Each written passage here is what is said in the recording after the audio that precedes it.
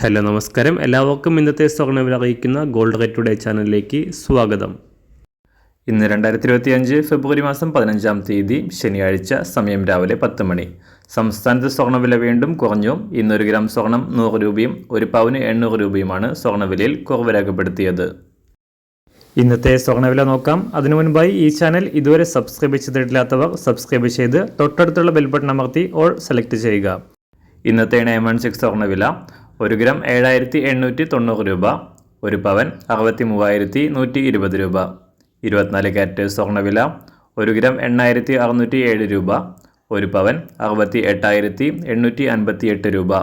18 carrot സ്വർണ്ണവില 1 gram 6455 രൂപ, 1 പവൻ 51643 രൂപ.